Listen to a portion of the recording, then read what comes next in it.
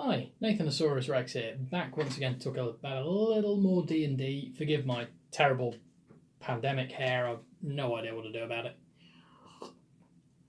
What I want to talk to you about today is something that, every DM has faced, and every player and party has faced, and that is failure, both on a smaller scale and a larger scale. Everything from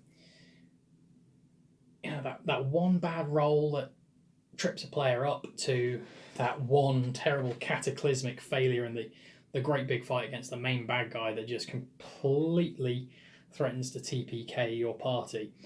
And it's something we're always going to come across. At the end of the day, the Dungeons, Dragons, and all other tabletop RPGs are storytelling experiences. They're a shared collaborative storytelling device and structure, but within that, to keep things fresh, to keep things interesting, nearly all of them, D&D, 5th Ed especially, have this element of random chance that comes from these delightful little icosahedrons. And a good or a bad roll can shift the direction of your party, your story, your adventure, and even potentially, if you're not careful, bring your entire storyline to a crashing halt, which is the last thing we want. So, how do we deal with this? Well, your players, your characters are going to fail from time to time. That's something we have to accept. Once you introduce random chance, some tasks are too hard, some rolls are too low, and some people's dice seem to be cursed by the spirit of Gary Gygax, who they have greatly angered with their trespasses against who knows what. So, when failure happens, it can be disheartening, it can be upsetting, it can be annoying, but we can't let players succeed all the time, because when they succeed all the time, it removes all the tension, all the drama. Nobody wants to really play a bunch of all-powerful Mary Sues who Superman their way in and deal with every problem like it's not even a problem in the first place. That's dull, that lacks tension, that lacks interest, and at the end of the day, it saps the fun out of succeeding if you don't have the threat of failure looming over you. So how do we balance this? How do we keep our players and our party engaged? How do we move forward? How do we keep things going when failure occurs? Well, there are a few things that I like to try and think of when I'm running a game, especially, and more so when I'm planning a game, and they are finding multiple routes for your players to take and planning to improvise around solutions to the problems you throw at them that you have not thought of, because that will happen 9 times out of 10. Also, making nested situations and sort of nested problems, kind of multi-layered, if you will, whereby your characters might not succeed at some parts of the problem but may succeed at others, and therefore one bad dice roll isn't going to bring everything to a crashing halt. And thirdly, and most importantly, is making failure just as much fun as success, and making it just as if maybe even more interesting than success.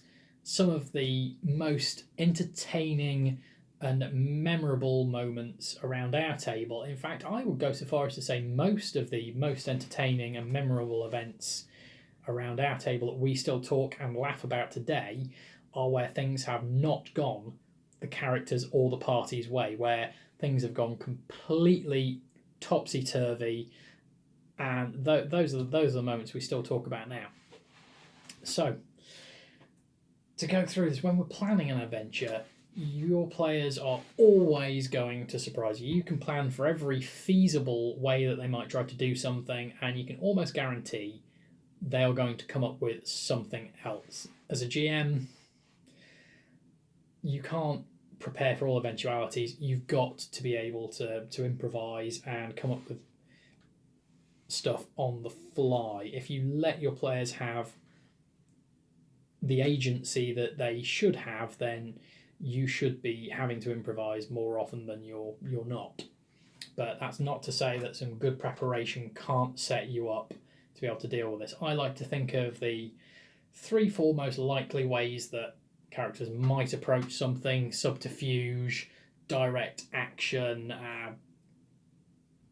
different sort of approaches that they could take, and think about the kinds of roles and the kind of skills that they might need for that. And that's good for two reasons. Firstly, it means that you're preparing for a number of different scenarios that they might take.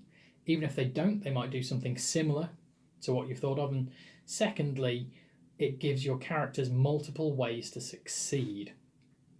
And if you give them multiple ways to succeed, you're not going to have a situation where that one search roll, that one intimidation or persuasion roll that is a natural one, stops your storyline progressing. Maybe they can't persuade the guards to let them in, but maybe they can sneak in through another way. Maybe they can speak to somebody else who'll drop the bombshell that there's actually a secret entrance round the back that nobody knows about. Perhaps if they can't pick the lock to that, it doesn't necessarily matter if one of them can climb up the wall and get to the other side to unlock it from behind. And give them multiple ways to progress through a story, and one failure won't be the complete meltdown that it could otherwise be if that's your only means of proceeding forward with your storyline and your action. As well as this, nesting problems, having multiple stages to something going wrong, gives your players a chance to sort of claw back from the first initial moments of things starting to go against them. If your players are attempting to sneak into the manor of a nobleman and steal a prized jewelled statue that's central to your storyline, well, if we do that as one single roll for stealth, pass, you've stolen it, great. That makes for a very, very straightforward session with one chance for that to all go horribly wrong or right, and it's not very interesting. If we set that up as a full game session, or maybe even two, sneaking in, setting up, maybe talking to people beforehand, you can have persuasion rolls to gather information and intelligence, you can have some perception rolls and investigation rolls for your characters to scope out the place ahead of time, look from a high point and see the guard routes, all kinds of things that will give them an advantage and a bonus to work their way in there, find other ways of doing things.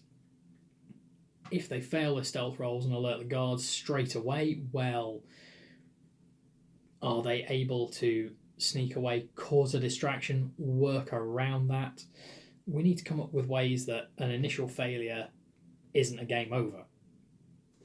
And that is the approach to take if you want to keep things moving forward regardless. Now, you can't just allow them to succeed through other routes every time.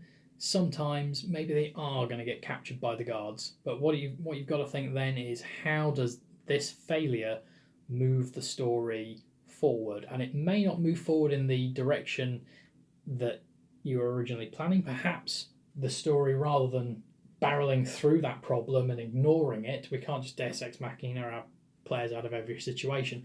Maybe the story branches off in a different direction. Perhaps, rather than just having them thrown in jail, the nobleman they were trying to steal that jewelled statue off, which is central to your plot, likes that these guys got so far through his defences. Perhaps he's impressed. Perhaps now this nobleman becomes a more central figure of your campaign. Perhaps he employs them to do something else. Perhaps while they're captured, bringing them to a holding room somewhere brings them closer to their target if they can only escape and take advantage of that. Perhaps they overhear something which gives them an idea of how they might take this in the future, of how it's perhaps being transported elsewhere, where they might intercept it, if only they can escape from their current confines. There are plenty of ways that you can not just second chance everything, but give the story a new way to progress that branches off of that failure rather than just moving linearly forward through what would have been their success. And that brings me to the most important aspect, which is making failure fun. As I've said before, failure can be disheartening and upsetting. If you're playing a character who is supposed to be the greatest in all the land at persuasion, deception, intimidation, combat with a sword, whatever it is, if you constantly roll badly and you keep failing, it can be very disheartening. It can feel like, well, my character's whole bag is being good at this one thing, but every time I do this one thing, it doesn't work. Well, that can kind of grate a little bit, but at the same time, think of some of your favourite characters from fiction. If you think about characters like Han Solo, he's a quintessential rogue. Hardly anything ever goes that guy's way. Like, he would be the player at your table who is rolling nothing but either natural ones or natural 20s every single game session. And those are the memorable moments where things don't go right, but they kind of scrape by the seat of their pants and pull things off anyway. And that, I think, is a good way of looking at stuff. How does that failure entertain? How does it result in something interesting? Say you're an alchemist and you're trying to brew a powerful potion that will have a particular effect, and you make a terrible roll, and you as a dungeon master are thinking, this guy's been trying to make this for weeks. Every game session is like, right, I want to make this potion that transmutes lead to gold, and then I can become rich, and it fails again. Well, just having that character sit there and say, yeah, you've wasted all your ingredients, you've wasted a week of downtime, and it doesn't work. That's not particularly interesting. It's not particularly satisfying. What can we do otherwise? Well, maybe you don't make the potion you intend to. You make something completely different. Perhaps you come up with something which is, it's going to do something, but you have no idea what until you drink it, throw it on something, evaporate it, do whatever you might be planning to do with it, and that's going to have a random effect that you can't predict. That keeps things interesting. Maybe you blow the roof off of your workshop and alert the local populace, and a powerful, mysterious, and interesting figure suddenly takes interest in you and the experimentation you're doing. Maybe you've attracted the attention of something else. Maybe a wizard attempting to summon a powerful entity to learn of dark, ancient, magical secrets absolutely stacks their role, rather than having the ritual just fizzle out and do nothing, or even worse, just summoning some giant apocalypse demon that decimates everything within a 10-mile radius. Perhaps the summoning succeeds, but not the control. Perhaps they've released something into the world which they now need to hunt down and deal with. Perhaps they gain a new demonic or devilish patron, and perhaps they are nudged towards the possibility of taking a deal to take a level in Warlock when they next level up. Who knows? You can do so many things out of a failure. Think of a failure less as this doesn't work, and more as this now moves in a direction other than what was intended. And again, we don't want to just Deus Ex Machina the players out of trouble. Perhaps this has given them a new and bigger problem to solve. Perhaps this has moved in a direction where they have to think how they can claw back the damage they've done and start again afresh. Perhaps when they do so, if they deal with that problem well, if they hunt that demon that they've accidentally released down, they've got a chance to confine and contain it and maybe gain something greater than they would have originally got with a success out of that struggle. So, and more than anything else, a failure can provide a source of great entertainment. There is nothing funnier than things going not according to plan. It's the central motif of literally any slapstick you've ever watched, and you don't want to use every failure as an opportunity to mock and beat down your players, because that's no fun for anyone. But having, some slapstick moments where stuff goes wrong and peril ensues can be really good fun. Some of our best and most fun moments have included Dwarf Barbarian attempting to surprise the enemy by climbing into a tree and swinging out of it and absolutely stacking the stealth roll and being immediately spotted by the enemy. Or in a tree, attempting to swing out, having already stated that I'm going to make the rope slightly shorter than I'd need to get to the ground, and being left, so they don't break their legs on impact, being left dangling from a tree. Oh God, get me down from here. Our rogues' most entertaining moments have included completely natural wanting multiple times to pick a lock and nearly being killed by a trap in it, and then smashing the box to pieces with a borrowed axe. Not to mention walking into the first room of a barrow full of the undead, completely failing the perception roll, and just getting a description of there appears to be some tombs and a stone slab at the other end. Great, I hop up on the stone slab and have a further look around the room and yell to everybody, "Hey, get in here! There doesn't seem to be much going on. Let's take a rest." Only to find out that the slab they're sitting on is an open-topped sarcophagus with a wight in it they completely failed to notice, which promptly sat up behind her and grabbed her.